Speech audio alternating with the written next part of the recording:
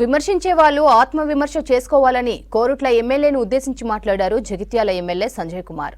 BRS అధికారం కోల్పోవడంతో ధర్నాలు రాస్తారోకోలు చేయడమే ఉంటుందన్నారు. జగిత్యాల అభివృద్ధి కోసమే సీఎం రేవంత్ రెడ్డితో కలిసి పనిచేస్తున్నట్లు తెలిపారు. రేవంత్ రెడ్డి ఇచ్చిన మాట ప్రకారం డబుల్ బెడ్రూమ్ ఇండ్ల మౌలిక వసతుల కోసం 32 కోట్ల నిధులు మంజూరు చేశారన్నారు సంజయ్ కుమార్. జగిత్యాల జిల్లా కేంద్రంలోని ఓ ఫంక్షన్ హాల్లో ఏర్పాటు చేసిన మీడియా సమావేశంలో మాట్లాడారు ఎమ్మెల్యే సంజయ్. గతంలో కూడా ప్రయత్నం చేసాం, అది సాధ్యం కాలేదు.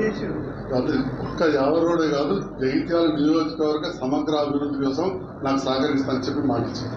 పెద్దలు జీవన్ రెడ్డి గారు నాకు చిన్నప్పటి నుంచి కూడా తెలుసు. వారు కూడా తెలుగుదేశం నుంచి కాంగ్రెస్ పార్టీలోకి వచ్చారు. వచ్చినప్పుడు వారికంటే చాలా సీనియర్ నాయకులు నా దగ్గర బంధువు.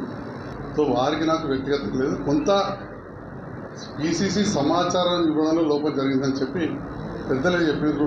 దాన్ని వారు పెద్ద మనసుతో అర్థం చేసుకుంటారని భావిస్తున్నా. ఖచ్చితంగా కలిసి పనిచేస్తాం, పెద్ద విషయం లేదు. ఆ కాంగ్రెస్ పార్టీలో ఉన్న ఈ స్థానిక నాయకులు అందరూ కూడా నాకు బాగా తెలిసిన వాళ్ళు. వాళ్ళు ఒకరిద్దరు ఏదో మాట్లాడినట్టు ఏదో కేసులు కానీ నేను ఎవ్వరి మీద కూడా కక్ష సాధింపు చర్యలు అనేది ఏనాడో తీసుకోలేదు. ముఖ్యమంత్రి రేవంత్ రెడ్డి గారితో కలిసి పనిచేస్తేనే సాధ్యమవుతుందని అనిపించింది. ప్రజాస్వామ్యంలో మనందరూ తెలుసు, ఇంత అధికార పార్టీకి అవకాశాలు ఎక్కువ ఉంటాయి. 6 గ్యారెంటీలో భాగంగా ఇంకా మిగతాయి కూడా ఇప్పటికే కొన్ని ప్రారంభమైనవి. ముఖ్యంగా మహిళల విషయంలో కావచ్చు, ఉచిత కరెంటు విషయంలో కావచ్చు.